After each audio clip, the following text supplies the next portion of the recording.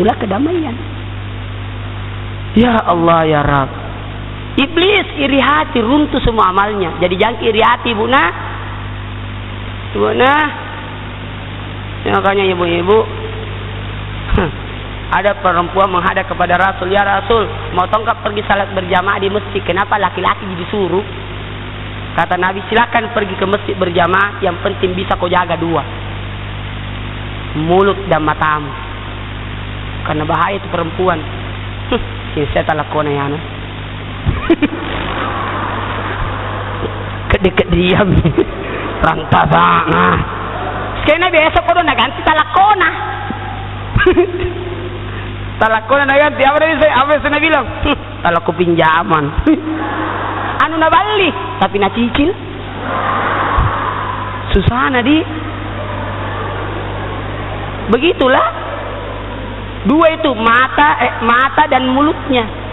Sampai-sampai pernah Aisyah mau sekali pergi pesta perkawinan. Kata Nabi, jangan mau kau pergi. Kalau kau pergi otomatis cari tahu mau sekali kau pergi, boleh juga kau pergi, tapi dengan syarat, sini, ini ambil air, contoh ji, tapi harus tongkat. Ini ambil air, masukkan air ini di mulutmu. Jadi itu Aisyah na pantamat tomi konon jeknya ke di bawahna.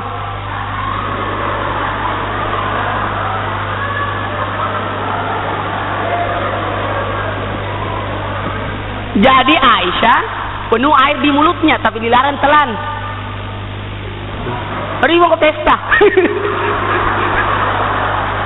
Jadi Aisyah pergi tomi konon di pesta, tapi di mulutnya ada air. Jadi Aisyah pergi di pesta, tak tutup terus mulutnya. Jadi sekali motor, kata Nabi, masih ada air di mulutmu Aisyah, masih ada. Coba muntahkan. Wah, aduh, warna merah ke hitam-hitaman. Kata Nabi, pasti nu cerita tahu. Ih, ceritanya aku. Pasti aku cerita. Apa dia bilang? Iya. Bilang di dalam hatiku, orang atonjo pendek, ya kalau berbesbah itu. Dalam hati jadi nak cerita orang. Tuh, yang lalu itu bahaya sekali. Maaf di, sebelum terakhir karena lagi 1 menit. Susah kok. Itu iri hati, itu makanya tadi disebutkan fawailul lil musallin, termasuk itu riya di dalamnya. Sesudah itu ayat sambungannya, orang yang tidak menampakkan hartanya, asam baik tapi tidak pernah perhatikan sekelilingnya, kalian aja pabaji ke kalian tapi tidak lupakan tetanggana, itu tidak boleh itu. Apalagi kalau maaf tadi iblis itu tidak mau sujud, padahal banyaknya ibadahnya, runtuh semua ibadahnya gara-gara iri hati. Ya jadi lalu iri hati. Kenapa banyak orang kacau hidupnya? Kenapa banyak orang berantakan hidupnya? Karena kenapa? Karena minta maaf di jamaah. Karena kenapa? Iri hatinya. Iri hati. Bapak, ya saya itu tahu. Diganti kulkas nah. Jamaah diganti televisi nah. Jamaah diganti kipas angin nah, karena berani jamaah diganti mistri nama tongkol diganti.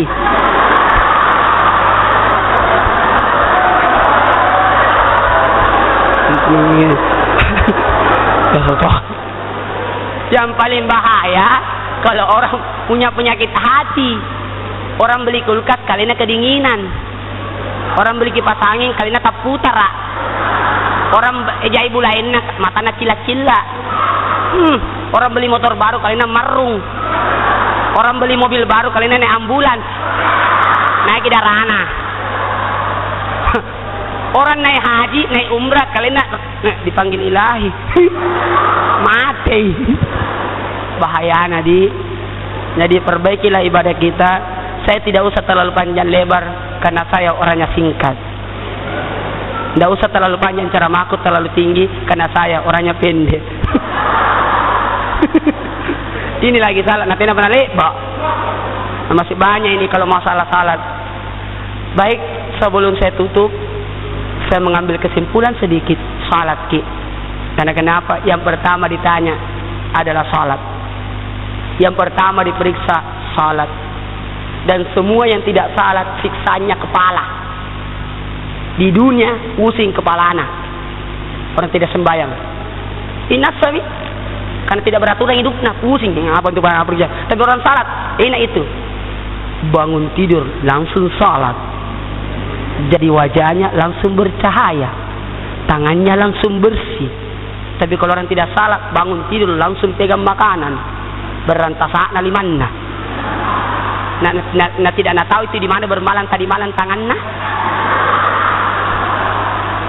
Siapa tahu di sini nah, atau turun ke bawah, atau sekali turun dibawa lagi. Itu kalau orang salat itu tertib hidupnya. Salatu ala waktuha, salat itu diatur dengan waktu-waktu yang tertentu. Kemudian kalau orang tidak salat, kenapa? Ini pengaturan mic karena kasihan. Red begini nanti lah. Orang salat minta maaf yang tidak salat maksud saya, yang tidak salat di dalam kubur 3 siksanya. Dililit ular suja lalu digigit kepalana. Jo ulunna miseng kepala seng diimpit tanah. Karena sebenarnya orang yang selalu berkata sebentar pisalah sudah dosa itu, sudah dosa. Karena kenapa? Dia pandang enteng perintah Tuhan. Kita bedanya kalau dipanggil ke atas sini kau dulu sebentar mau cinta anak tajinja berikut siksaannya dibakar. Itu kepala dibangkitkan yauma yumpauna fi sururi fataqtuna aja surah As-Sabayah 18. Dikatakan kalau dibangkitkan kenapa tersengih? Kenapa? Dalam keadaan kepalanya berkepala babi. Ya, ulunna miseng. Sekaina masuk neraka, kepalanya nanti disiksa di neraka Zagar. Dihancurkan kepalanya. Hancur, dibulatkan lagi. Dipukul, hancur, dibulatkan lagi. Ada yang tanya, Ustaz, tidak mungkin nah? Tidak masuk akal. Nah, ada contohnya di dunia. Ada itu, dihancurkan bulat lagi, piling kartong.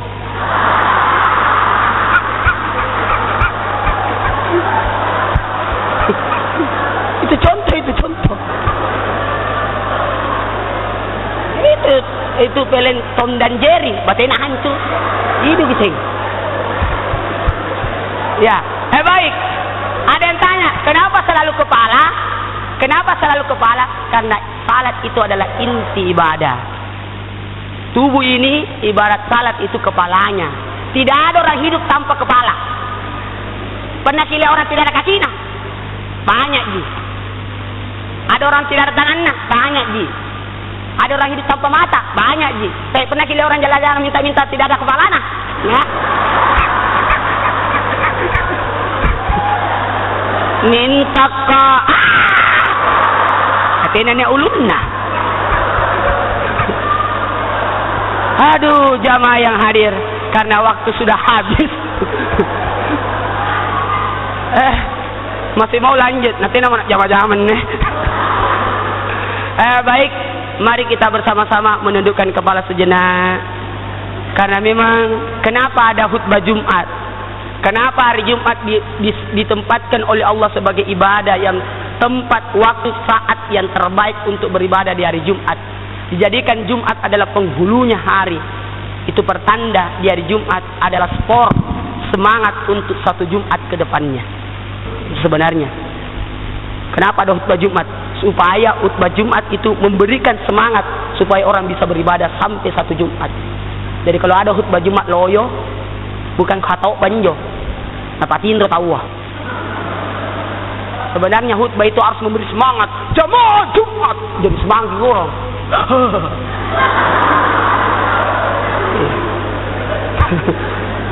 Ini minta maaf Pak Ustaz karena banyak Pak Ustaz di sini. Menurut survei kenapa banyak orang tidur di hari Jumat? Gara-gara itu juga. Ustaz kak lak budu cara mana? Jadi tak do gitu. Baiklah, kita baca doa. Sebelumnya kita membaca tasbih lengkap sebanyak 3 kali. Ada permintaan doa ini dari mana ya? Ini. untuk apa nih? Kesebelasan Pemda Goa yang akan bertanding pada Samsul Khairuddin Cup 2007. Mudah-mudahan menangi. Iya, amin. Insyaallah menanjak itu kalau banyak gol tak.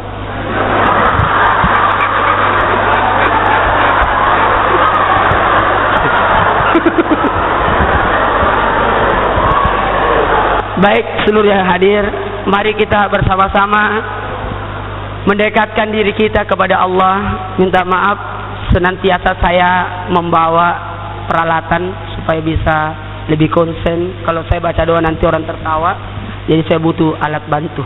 Minta maaf.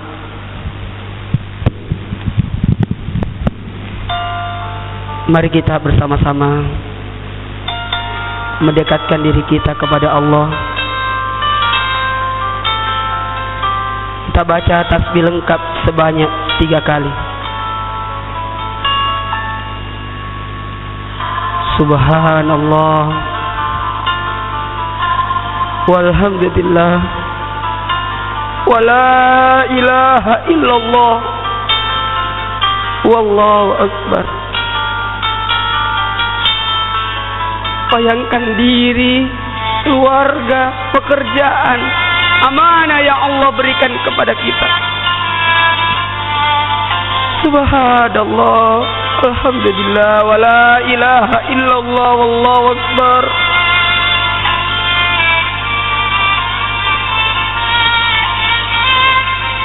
Salat yang biasa kita tinggalkan, kita pandang enteng. Padahal kita tahu itu adalah perintah Allah.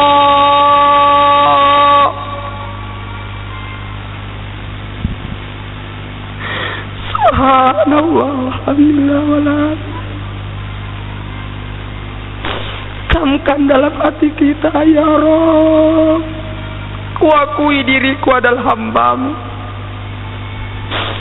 Ya Allah, gerakkanlah tubuh ini untuk dimudahkan menyembah kepadamu. Janganlah Engkau mengunci hati kami.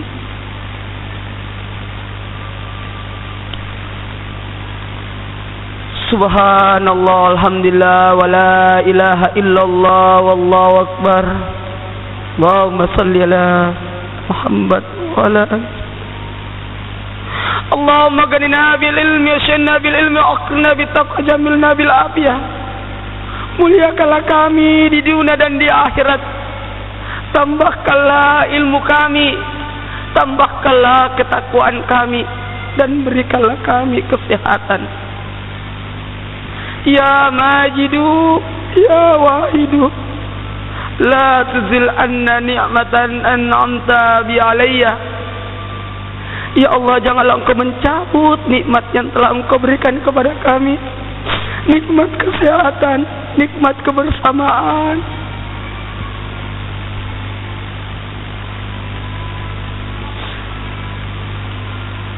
Ya Allah, ya Rabb, kuakui hidupku tinggal di dunia hanya sesaat.